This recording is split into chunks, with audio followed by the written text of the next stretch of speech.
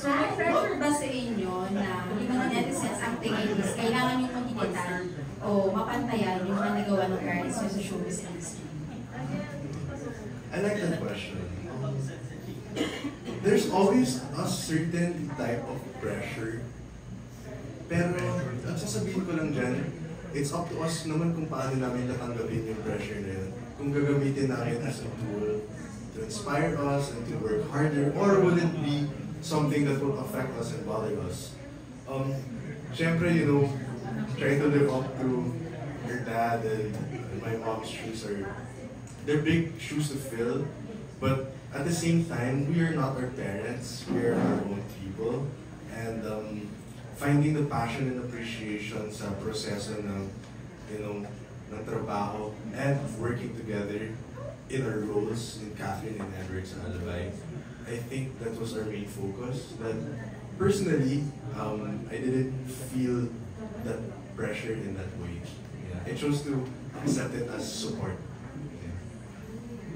I agree 100% with everything that Robbie said. You know, our parents' shoes are big shoes to fill, but it's up to us if we want to use that pressure as something good, something to motivate us, or as something to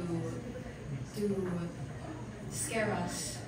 But for me, since I've been in the industry for quite a while, I've learned to use it as motivation instead. Meron ba may reminders ba yung parents nyo sa inyo pagdating din sa papasok sa showbiz? I feel like just being very consistent. Consistency is really key. Working hard, practicing, honing your talents. Yeah, being present in the work, so preparation, and then one reminder na my mom, laging binibigay ng nanay ko sa akin, is just be yourself. Whether people will receive that positively or negatively, be yourself. Mas okay na yun kaysa magkukunyari ka at magsisinungaling ka. Whatever. So, be yourself and then trust in God and work hard. That's your reminders.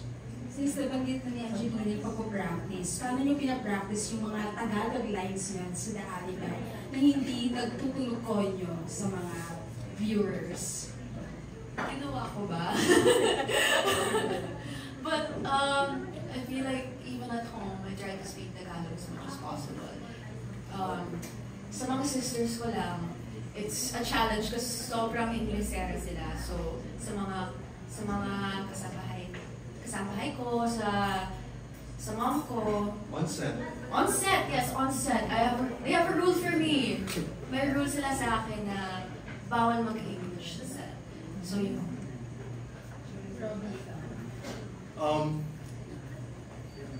Well, actually, ang role ko kasi din sa teleserye ay konyo talaga, rich kid. So, I didn't really have to do much adjustment with how I speak my Tagalog kasi tinanggap na ni Direk yung, yung parang ko at yung accent ko sa Tagalog nito eh. So, sinabi niya bagay naman sa role. So, thankfully, I didn't have to adjust like Angelina did. Kung hindi, siguro mas lalo pa ako nahihirapan. Pero kakayanin din naman. Kung bibigyan ka ng project na pure Tagalog, yung mga lines, bigyan ka ba sa challenge? Actually, if you ask me, kung pure Tagalog siya, sure, mas mahirap siya kaysa kung sakali English yung script. Pero, kung mapapansin niyo over time, medyo diretso naman ako mag-Tagalog.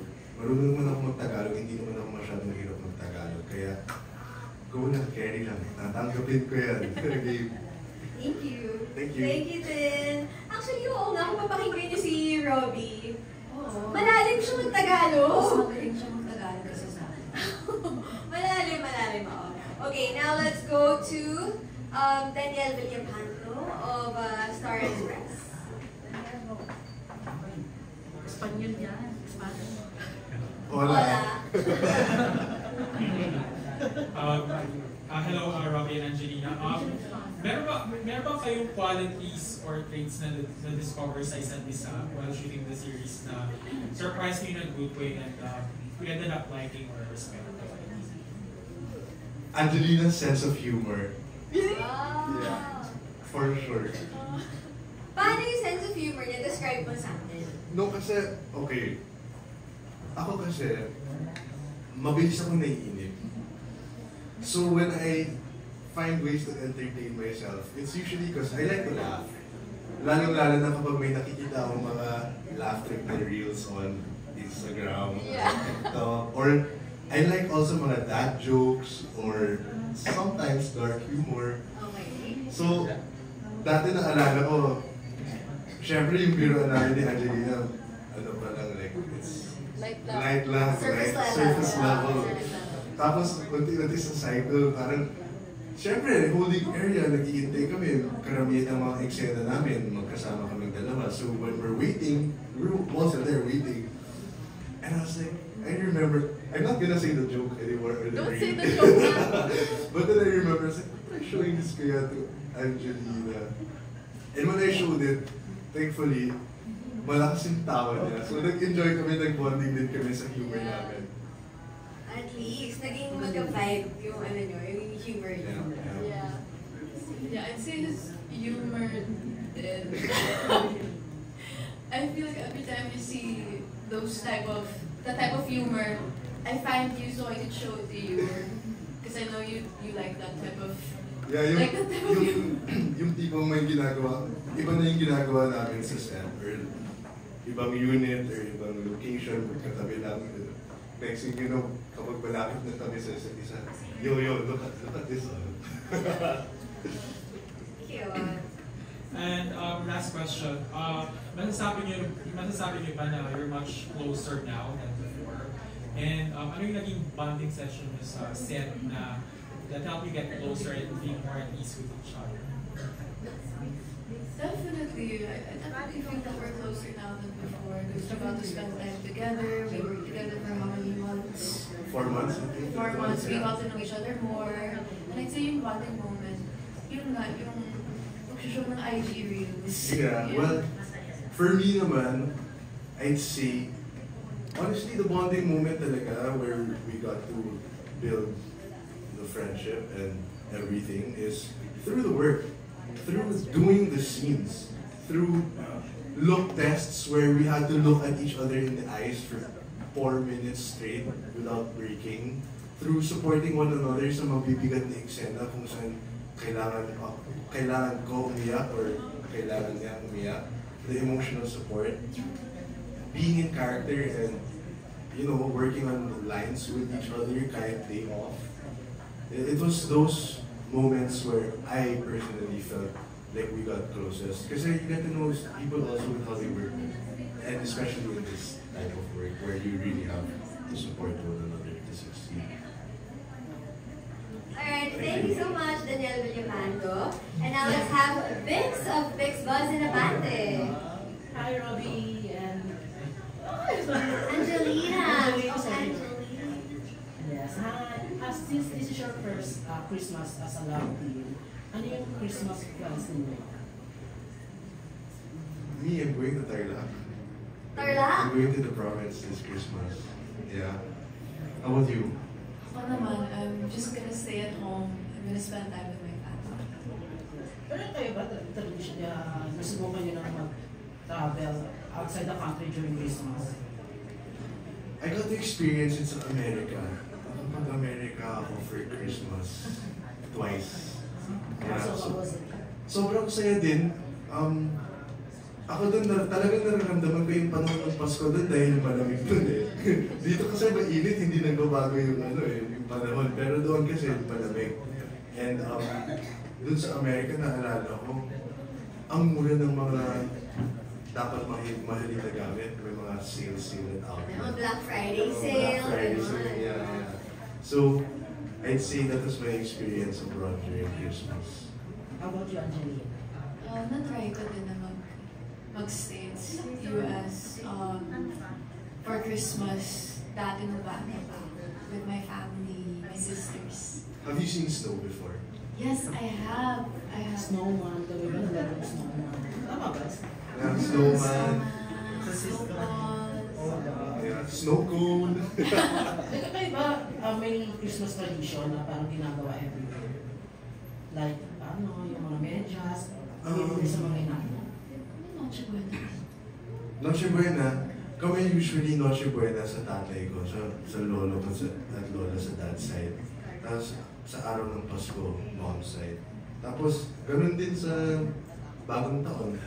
So New Year's Eve dad's side, New Year's Day mom's So side. practically complete every feast. Sa mga kayang pumunta, nakakapunta. Yeah. How about you, Angelina? Sorry, what's the question? Kung may tradition ba kayo every Christmas?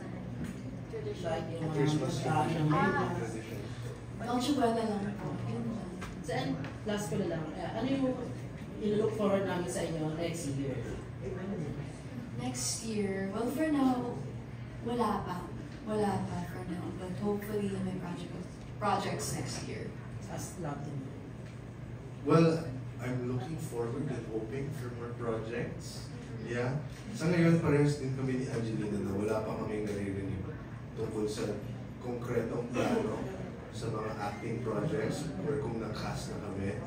Whether those projects be together or apart, I'm hoping that we'll get projects. Yeah.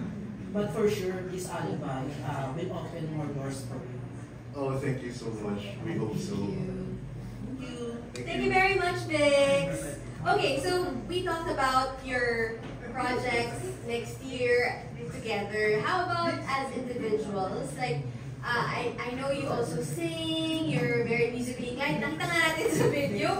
Like, nag-keyboards ka? Meron ka bang, was that a harmonica? Yeah, harmonica. Yes. So, can you tell us about your plans? Ano ba yung mga gusto mong gawin next year? Next year, well hopefully music next year, but as of now kasi, my focus is really acting and working on that. Because I've tried doing the music. I've tried releasing music before and pursuing singing when I was in high school and college. Tapos ngayon, now that I have so much time for myself, now that I've graduated, I want to try acting. Alright. How about you, Robbie? We know Well, you've also delved into hosting na rin. Congratulations, Yeah, Star thank you. Magical Christmas hosting. Thank you. Sa red carpet. Well, syempre, catch me on Mix. We're on YouTube and on the Mix cable channel. So check me out there, guys. We actually have a series on Mix called Mix Now, which airs from Monday to Friday, where we interview all of the new up-and-coming and some legendary, very long-time artists. Anybody who's released music or has projects, we usually invite them to play games with us, get to know them, so it's fun. And then hopefully, I'm really praying for acting opportunities next year. Yeah. May isa ka pang nabanggit sa akin. Star Magic All-Star Games. Are you finally joining next year? I'll sign up and play. Yay! Caplus! Teaching Caplus. Kasi this year pala, nung last Star Magic All-Star Games, sinasabi ko, hindi ka mo mag-basketball. Pero yun nga, pinanood niya muna, tapos okay, sige, next year sali ako. So we're looking forward to that as well. Do you play sports, Angelina? I'm learning tennis, I play badminton, so if those sports are there, I'll join. Wait, there was a year na may badminton yung All-Star Games, so tingnan natin. Pero sa ngayon, meron tayong question from Franz Sahorda. Hi. Hello. Hi. So, ayan, hi guys. So, question, okay, bago question, as batang 90s, naalala ko lang, nagtambal pala before sa movie, yung mom mo, mom ni Robbie at saka dad mo, si Seth. Napag-usapan niyo ba yung at any point na once upon a time nagtambal din sa movie si Sir Cesar sa si Miss Mai? Of course, I think yung unang pagkataon pa lang na may nagparamdam na may posibilidad na magsasama kami sa project. Sinabi, nung nag-usap na kami, parang, yun yung unang usapan. Can you imagine our parents playing movies? And what's funny also is, there was a time siguro back in 2013, 2014, na tuwing linggo ako nagbabasketball kasama ng dad niya. Yeah. And it's like by chance lang. My dad remembers that. Yeah, by chance lang. So, the ways na we were connected without meeting was so interesting na we were like, panindigan na natin to, let's do it, let's go. Yes. Now leading towards that, kasi of course, you're considered showbiz celebrities. And my question would be, ano yung advantage nun and disadvantage on your part now that nagawa na katry na kayo mag-teleserye? Ano yung mga na-realize na advantage ng pagiging isang showbiz celebrity and disadvantage ng pagiging Advantage, obviously, you know, having them as my parents is a big advantage, na, especially because I'm in showbiz industry. You know, they get to guide me when it comes to acting. Sila po yung nagbibigay advice sa akin when it comes to acting. You know, the nuances I get it from my dad. Exercises I can do before scenes. Yung mga negative naman po is maybe the pressure. And people's expectations are going to be very high because yun na, I have very big shoes to fill because both my mom and my dad are award-winning actors and actors, and obviously their expectations will be high naturally.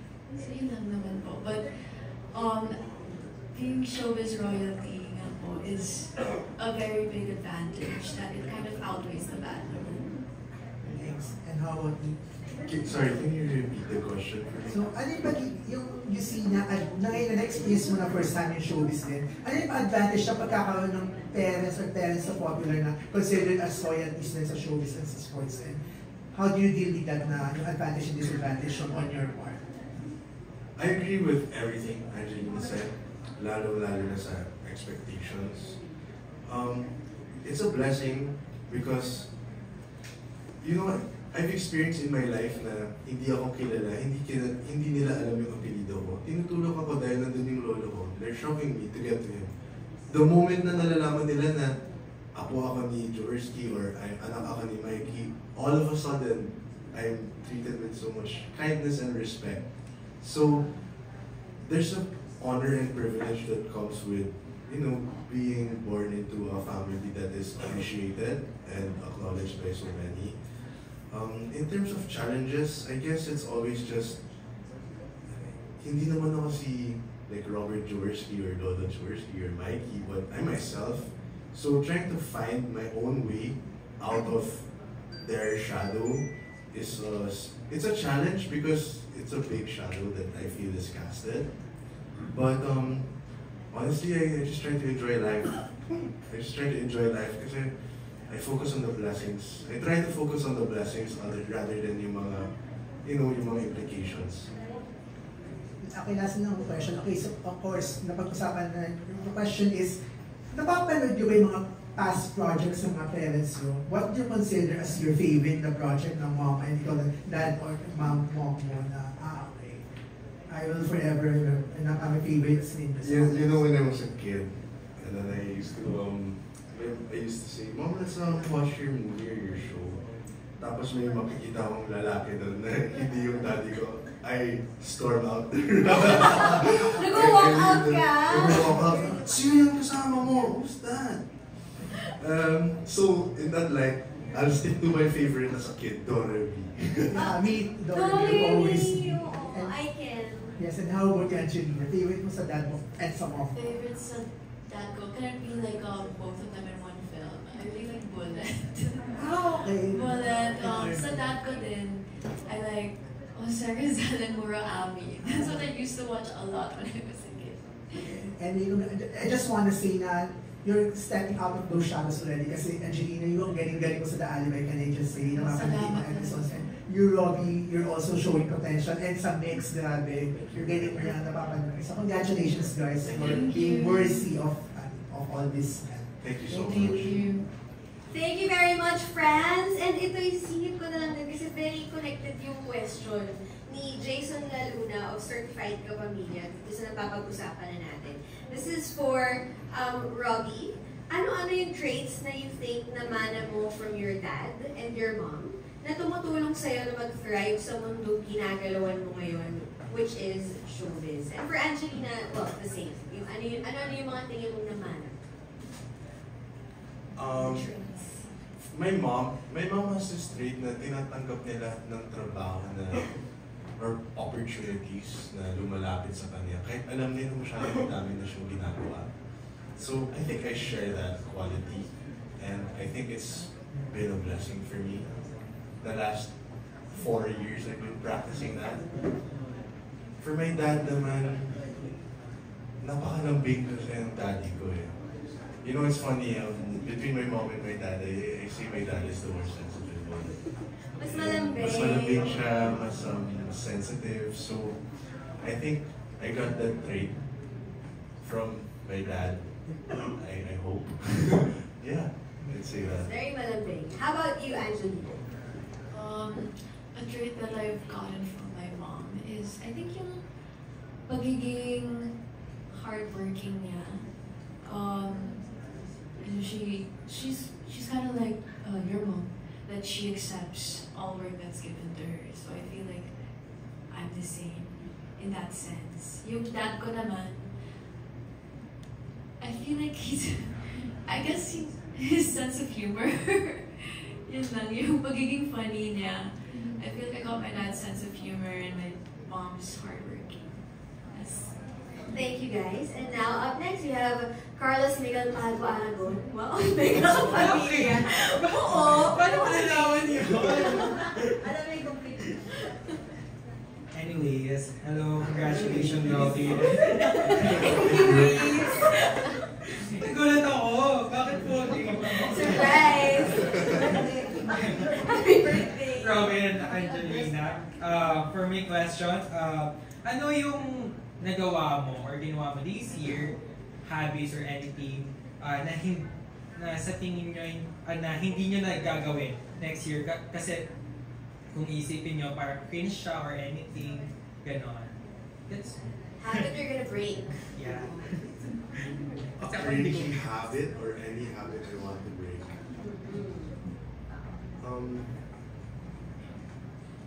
Kanina, hindi ko alam kung narinig mo, pero may nabanggit ako tungkol sa quality sleep. I think a struggle that I've been having with, the work-life balance is actually the quantity of sleep, the amount of hours I sleep in a day. So, if there's a bad habit I'd like to break for next year, it would be, I'll rephrase that. It would be, I'd like to improve my habit of sleeping, or the quality of sleeping. Yun naman yung maybe procrastinating. Kasi like procrastinating a lot. I like to wait till the very last minute till I do things, and I like to break that habit. And for my last question, ano yung New Year resolution? Malapit mo New Year. New Year resolution. Ganun na rin lang, di ba? Yung tulog, or hindi? Yun talaga eh, no? Maybe naman I want to start waking up early. Kasi keep waking up at like 10, 11 a.m. I feel like that's too late to start the day. I want to start waking up 7, 8. Nice, that's good. Yeah. For me, I think it would improve my balance of everything. Like, lifestyle, exercise, diet, sleep. I do all, but it's not as consistent as I want. So that's my resolution. Be more consistent. Yes, congratulations. Thank you so much. Thank you. Alright, thank you very much, Carlos Miguel Padua Aragon. Mega Pamilya, thank you. And that wraps up our episode with Robbie and Angelina.